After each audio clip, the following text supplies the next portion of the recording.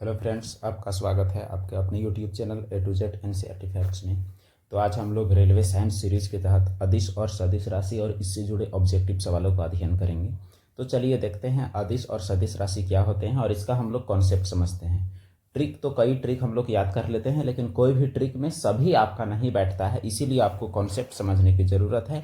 और इसके बाद रेलवे एग्जाम में आए हुए इस टॉपिक से जुड़े जितने भी सवालें होंगी सारे चीज़ों को हम लोग अध्ययन करेंगे और सारे सवालों को हम लोग देखेंगे। तो जो हमारा अदिश और सदिश राशि का कॉन्सेप्ट है, चलिए इसकी शुरुआत बगैर देर किए हुए हम लोग करते हैं। तो जो फिजिक्स जो भौतिकी है, तो भौतिकी जो है आपका फिजिक्स में जो राशियाँ जो होती है वो दो प्रकार की होती हैं। भौतिक राशियाँ का हम लोग कई प्रकार से वर्गीकरण हम लोग कर सकते हैं। जैसे भौतिक राशियों में एक होता है आपका मूल राशि, और मूल राशि बोलते हैं जैसे लेंथ, मास, टाइम यानी दूरी, वजन यानी द्रव्यमान और समय, ये सबको। और एक होता है व्युत्पन्न राशि। व्युत्पन्न राशि उसे बोलते हैं जो इनसे निकली हुई होती है, तो वो बंटवारा एक अलग है। हम लोग यहाँ जो पढ़ने वाले हैं व्युत्पन्न यानी जो इससे निकली हैं, जैसे लंबाई से निकली हैं मीटर स्क्वायर यानी क्षेत्रफल, मीटर क्यूब यानी आयतन। उसके बाद द्रव्यमान और मीटर से दोनों से निकला हुआ है केजी पर मीटर क्यूब यानी घनत्व। तो ये सभी व्युत्पन्न राशियां कुछ हुई और ये सब मूल राशियां हुई। मूल मात्रक जो है वो 7 हैं और पूरक मात्रक 2 हैं, तो उससे हमारा मूल राशि हो जाता है और उससे जो निकलता है वो होता है व्युत्पन्न राशि।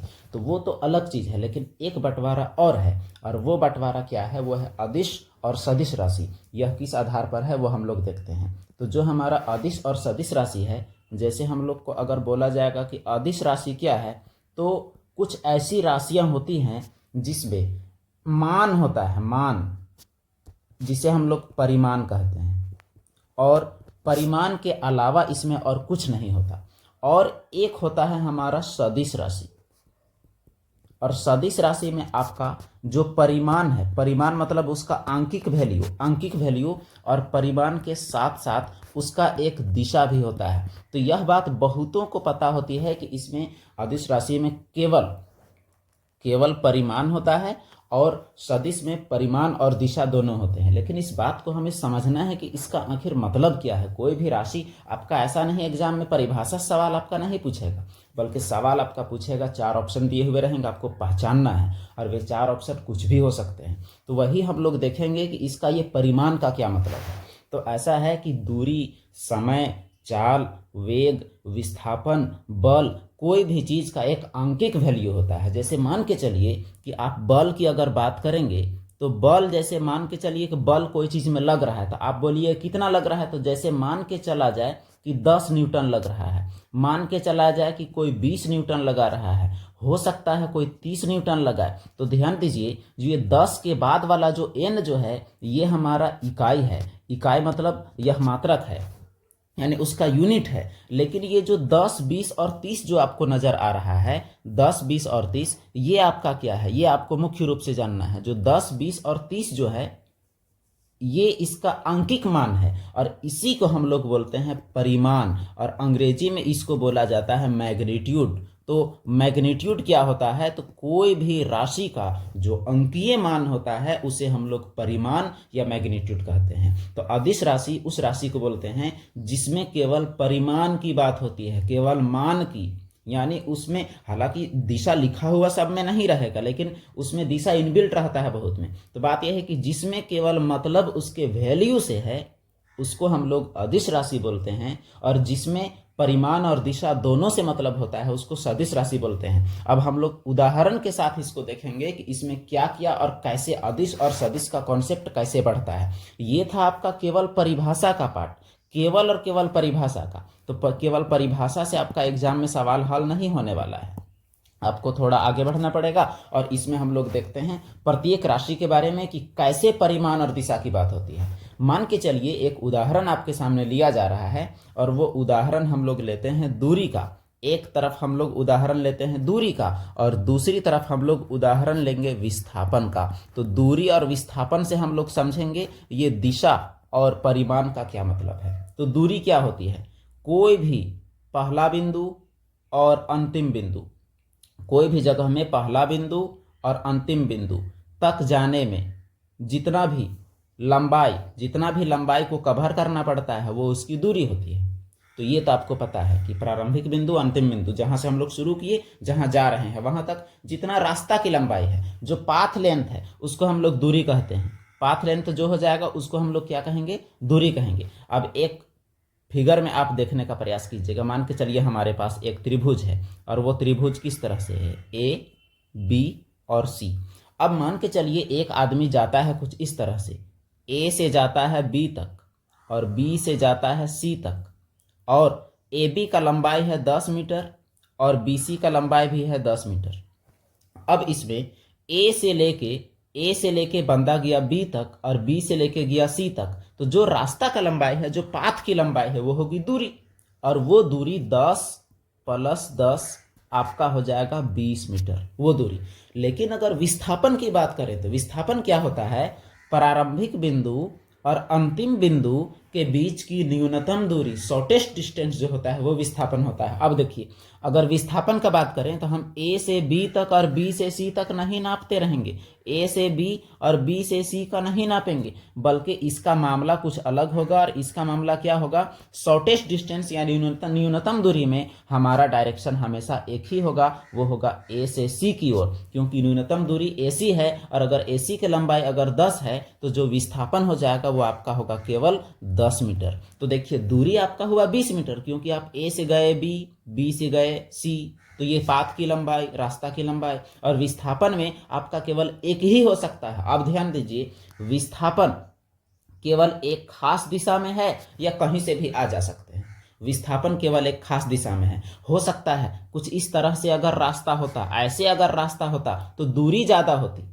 दूरी अभी अगर ऐसे जो रेड कलर से आपको दिख रहा है, अगर वो रास्ता होता, उस रास्ते पर हम लोग चल रहे होते, तो हो सकता है दूरी इसका 50 मीटर भी होता, लेकिन विस्थापन तब भी 10 होता, क्योंकि विस्थापन का एक खास दिशा है। तो विस्थापन का एक खास दिशा होता है, विस्थापन एक विशेष दिशा में ही होगी। अर्थात जो विस्थापन है उसका मान तो है ही, लेकिन उसमें एक दिशा भी है, यानी विस्थापन एक सदिश राशि यानी वेक्टर क्वांटिटी है। विस्थापन एक सदिश राशि और दूरी दिशा में निर्भर नहीं है, इसीलिए जो दूरी जो आपका हुआ वो आपका है अदिश राशि। तो यह दूरी और विस्थापन में आपको समझना है, मूल रूप से यही सबसे बेसिक है।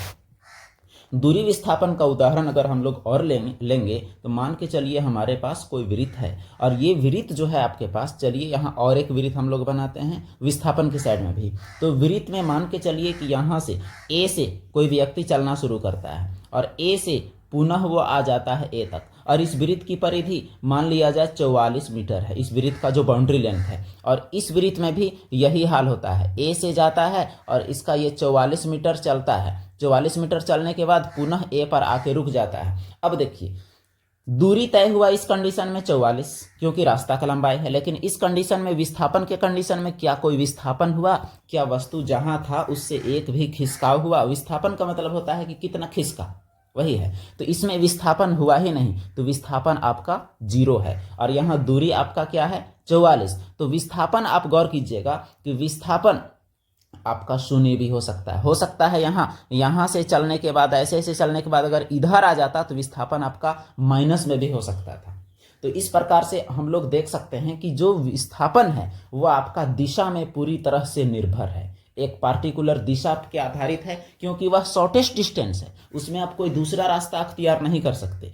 अब दूरी विस्थापन में टाइम हम लोग इसलिए इतना दे रहे हैं कि जितनी भी राशियां दूरी पर निर्भर हैं वे सभी होंगी अदिश राशि, और जो भी राशि विस्थापन पर निर्भर है वो आपका होगा सदिश राशि। तो ये आपको याद रखना है, दूरी पर जो निर्भर होगा वो आपका होगा अदिश, और जो विस्थापन पर निर्भर होगा वो आपका होगा सदिश। उदाहरण के लिए जो हमारा चाल होता है, चाल बराबर हमारा तीसरा अंक लिख रहे हैं हम लोग, पहला दूसरा देख लिए। चाल बराबर होता है दूरी बटा समय, तो इसका मतलब यह दूरी पर निर्भर है, यानी चाल एक अदिश राशि है। चाल क्या है? एक अदिश राशि है। चाल जिसे हम लोग, जिसका मात्रक मीटर पर सेकेंड है। और उसके बाद चौथा नंबर अगर हम लोग देखें तो हमारा होगा वेग, और वेग का सूत्र होता है विस्थापन बटे समय। और चूंकि यह विस्थापन पर निर्भर किया इसलिए यह एक सदिश राशि है, आपको केवल एक ही समझना था। और उसके बाद आपका एक राशि है त्वरण, त्वरण जिसे ए से डिनोट करते हैं और वेग जिसे भी से डिनोट करते हैं। त्वरण जो होता है वो वेग में परिवर्तन की दर होता है, यानी वेग बटे समय होता है। अब वेग तो खुद सदिश है, इसका मतलब, और वेग विस्थापन पर निर्भर है, यानी त्वरण भी जो होगा वो आपका होगा सदिश राशि होगा त्वरण। तो इस प्रकार से हमारा जितने भी चीज निर्भरता के आधार पर है वैसे ही हम लोग का आगे बढ़ रहा है। उसी तरह हम लोग देखिए चाल देखिए, वेग देखिए। छठा नंबर में आप देखिएगा संवेग।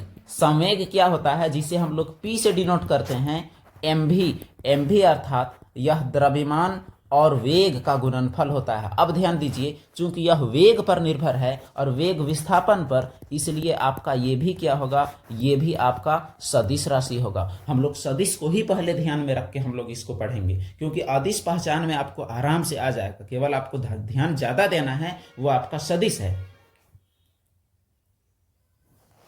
अब इसमें देखिए, और जो आपका 7वां नंबर में आपका जाएगा संवेग के बाद, वो आपका होगा बल। बल जो होता है F बराबर होता है ma, यानी द्रव्यमान गुणित त्वरण। A मतलब त्वरण। अब द्रव्यमान गुणित जो त्वरण जो आपका हो जाएगा, तो त्वरण यानी त्वरण जो है आपका सदिश है। इसका मतलब जो बल है वो त्वरण पर निर्भर कर रहा है। इसका मतलब यह हुआ कि यह भी हो जाएगा आपका सदिश राशि। तो प्रत्येक राशि के बारे में हम लोग चर्चा करने वाले हैं। उसी तरह से हमारा जैसे 8वां नंबर में आपका दाब हो जाएगा, तो दाब जो होता है प्रेशर, वो होता है फोर्स पर यूनिट एरिया, यानी इसमें भी बल का काम है। तो बल है चूंकि, इसीलिए ये भी क्या होगा, ये भी आपका सदिश राशि होगा। लेकिन हमेशा जिसमें भी बल रहे वो सदिश नहीं होगा, उसका भी कुछ क्राइटेरिया है, कैसे उसको भी आपको बताएंगे। अभी केवल 1-2 कंडीशन है, बाकी सब में ये जो बताया जा रहा है वो सारे के सारे में आपका लागू होगा। उसके बाद जो 9वां नंबर हमारा जाएगा, जैसे आपका भार। तो भार एक बल है और बल आपका सदिश राशि है। इसका मतलब यह हुआ कि जो भार है वो भी आपका कौन सी राशि हो जाएगी, तो वो भी आपका सदिश राशि हो जाएगा। तो बल, भार। उसके बाद संवेग हम लोगों ने देखा। अब उसके बाद एक होता है टॉर्क। टॉर्क जिसे टाउ से डिनोट करते हैं, ये होता है बल गुनी लंबवत दूरी, परपेंडिकुलर डिस्टेंस यानी लंबवत दूरी। तो चूंकि यहाँ लंबवत दूरी की बात की गई है और बल है, और बल के वजह से यह भी आपका हो जाएगा सदिश राशि। तो जो टॉर्क अगर आपका आएगा, जिसे आघूर्ण बोलते हैं, आघूर्ण हिंदी में इसे आघूर्ण बोला जाता है, तो ये भी आपका क्या होगा, तो ये भी आपका सदिश राशि होगा। उसके बाद गुरुत्वाकर्षण बल, ग्रेविटी। तो ग्रेविटी जो हो जाएगी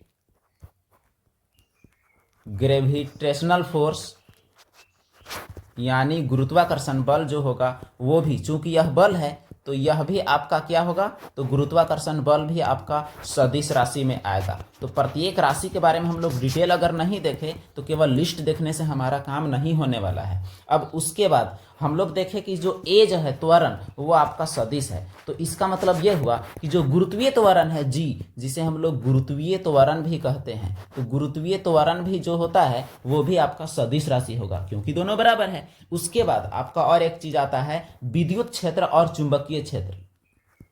विद्युत क्षेत्र जिसे इलेक्ट्रिक फील्ड कहते हैं और चुंबकीय क्षेत्र जिसे मैग्नेटिक फील्ड भी कहते हैं।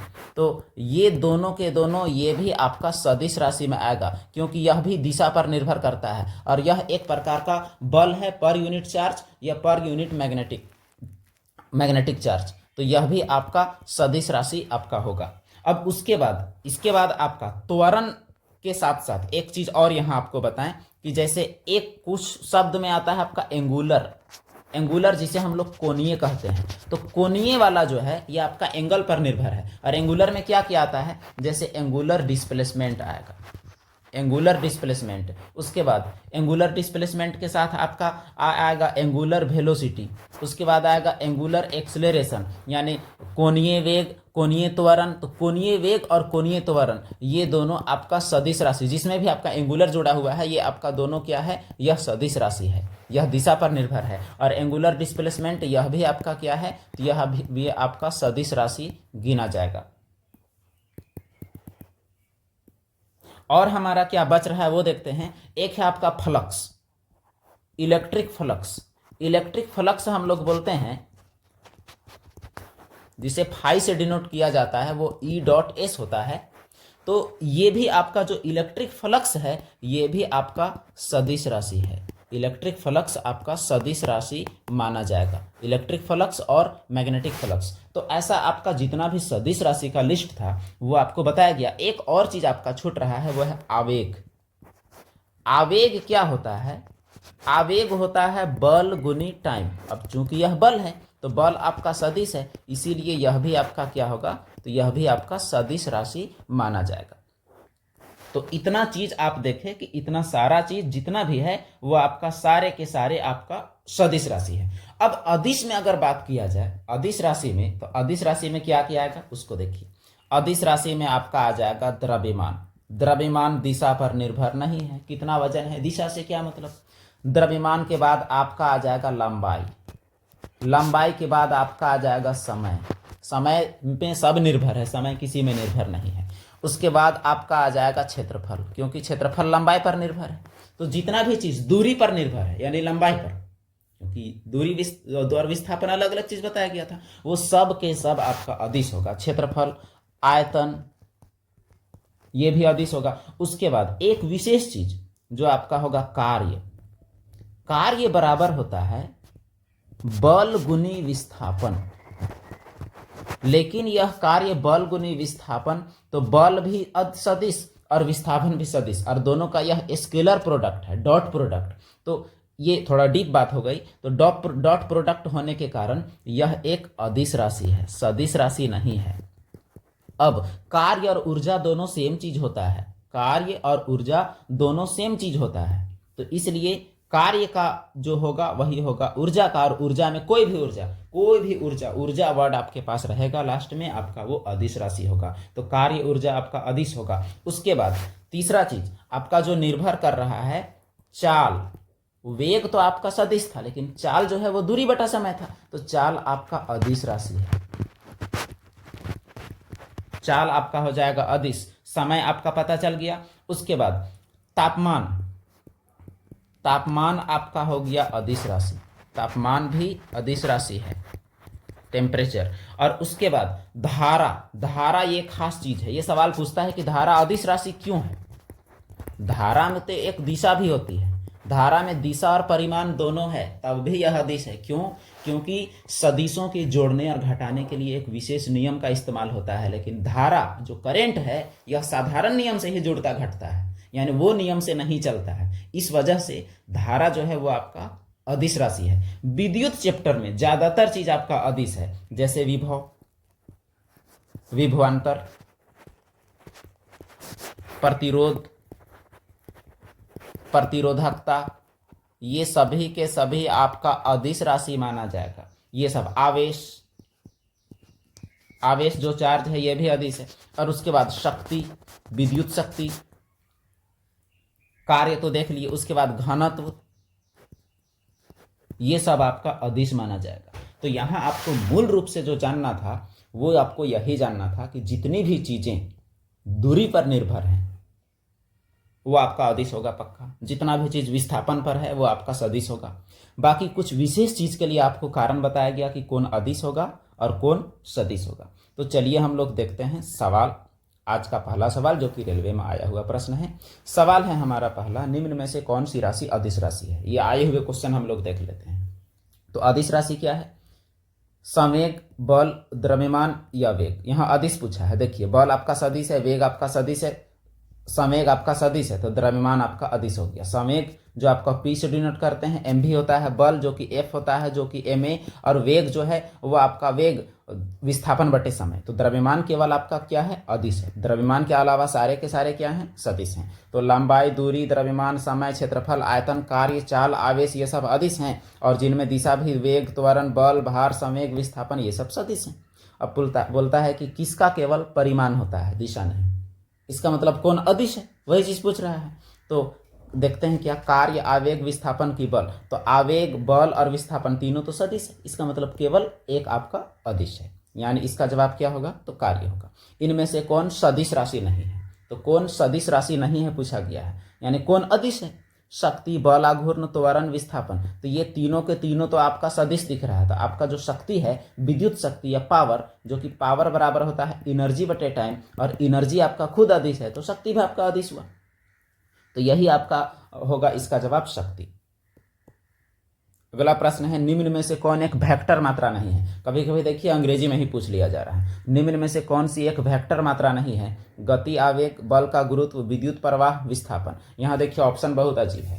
तो यहाँ इसका सही जवाब हो जाएगा विद्युत आवेश जो है वो वेक्टर नहीं है। विद्युत प्रवाह वो तो आपका स्केलर है, और इसमें परिमाण और दिशा दोनों होते हैं। परिमाण और दिशा दोनों है विद्युत आवेश में, विद्युत प्रवाह में, लेकिन फिर भी यह अदिश है क्योंकि इसको नॉर्मल अलजेब्रिक विधि द्वारा जोड़ा घटाया जा सकता है।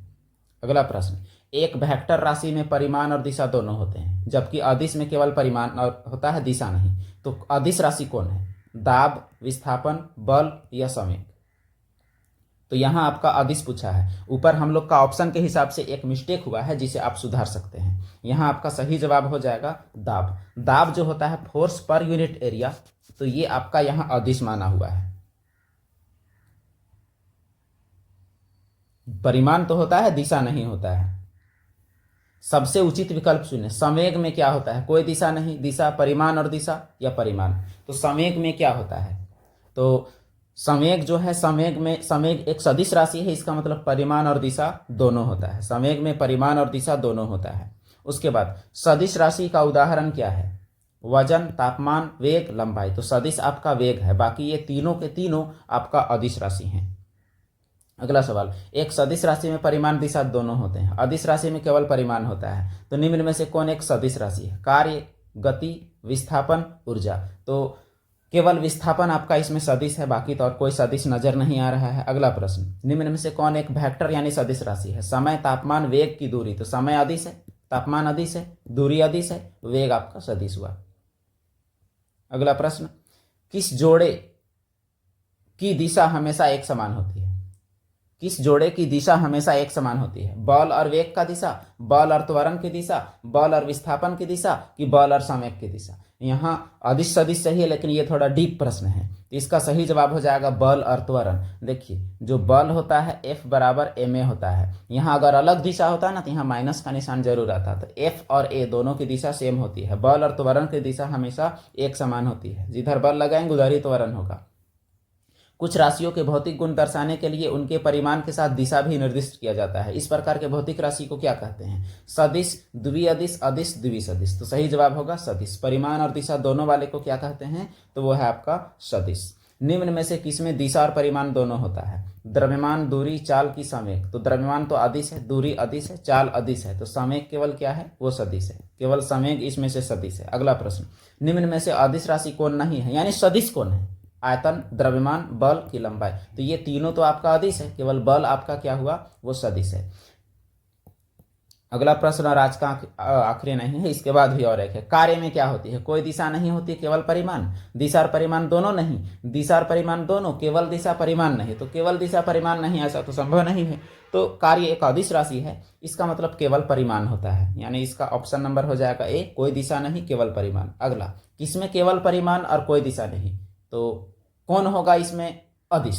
तो संवेग तो सदिश है, विस्थापन भी सदिश है, बल भी सदिश है। तो सही जवाब इसका हो जाएगा कार्य। तो इसी के साथ आज का क्लास हमारा खत्म होता है। और एक चीज हम लोग जानेंगे यहाँ। अच्छा, ऊपर जो गलती हुआ था एक दाब को लेके, वो दाब आपका सुधार दिया गया है। तो